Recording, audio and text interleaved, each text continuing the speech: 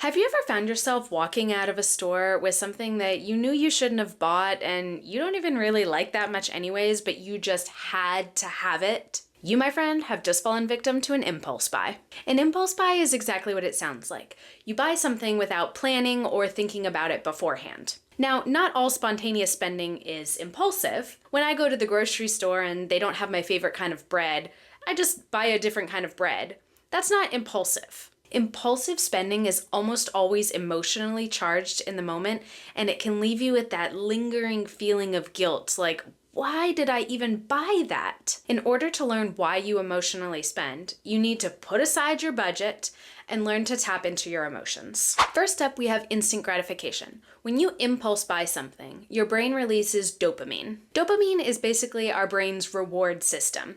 We do something pleasurable, and we get a hit of dopamine. When we buy something, our brain releases dopamine, like, yay, we bought something, which makes us feel good. Some common sources of dopamine are from food, exercise, sex, and shopping. But the problem is that dopamine can become addictive, so you keep buying and buying things trying to get that hit of dopamine. Which brings me to my second point, that impulse spending can be used as a substitute for emotional regulation. If you are buying things as a coping mechanism for stress, anxiety, or sadness, you're using that hit of dopamine as a distraction or a temporary relief from the emotions that you're feeling. This is particularly true when you're overwhelmed or stressed. Work gets tough, you're going through a breakup, or you're facing some sort of challenge in your life, and impulse buying something feels like a quick fix to lift your spirits. But you're not actually addressing the root of the problem, which is that you're feeling overwhelmed in the first place. What's more is if you leave these problems unaddressed, they'll lead to bigger financial problems down the road, like credit card debt, feeling anxiety over your finances, or feeling out of control with your money.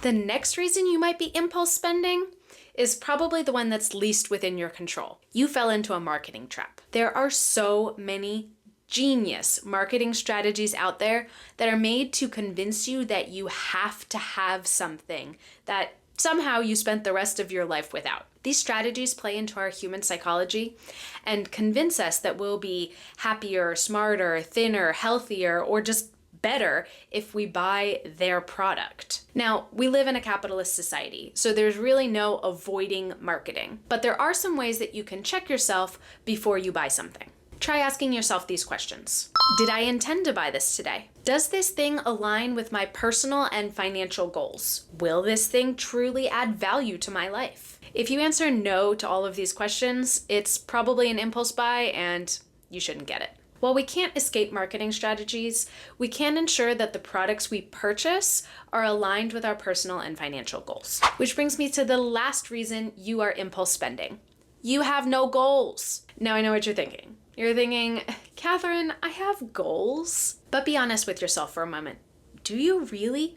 How specific are your goals? If you don't have specific goals, it can be way too easy to drop $300 at Target because you just don't know what else to do with your money. Spending money on some new throw pillows and some cute holiday decorations seems like fun because you just don't know what else to do with your money. Your goals should have a name, have an amount of money that you need to accomplish them, and have a goal date. For example, I want to go to Paris this October and I need $3,000 to do it. Or I want a new Honda CR-V and I'm going to pay a 10% down payment in 12 months. When your goals are specific, it's easier to say no to buying a new dress at Target because you know that that is money you are taking away from your trip to Paris. So if you're ready to break the habit of impulse spending, here's a couple tips. First, set a spending limit. If there's one particular thing that you tend to impulse buy, give yourself a limit. Once you hit the limit, the answer is no, with no exceptions. This gives you a little room to spend, but still keeps you within a budget. Second, follow a 24-hour rule.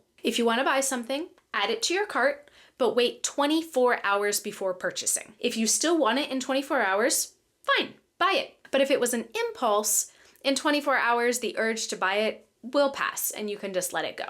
Third, avoid your triggers. Don't lie to yourself and say, I'll just browse, but I won't buy anything. You're lying to yourself. There's no reason to test your willpower. Almost anyone would cave given the right circumstances. So just make things easier for yourself. Unsubscribe from consumer emails. Unfollow influencers that are constantly promoting products. Don't go to malls. Unbookmark Amazon Prime in your browser. Impulse spending can feel really challenging, but it doesn't have to rule your life. When you understand the psychology of why you act a certain way and you recognize your triggers, you can start to build healthier and more intentional spending habits. If you liked this video, don't forget to like and subscribe, and let me know in the comments. Do you have difficulty with impulse spending, and what do you do about it? I'd love to hear from you.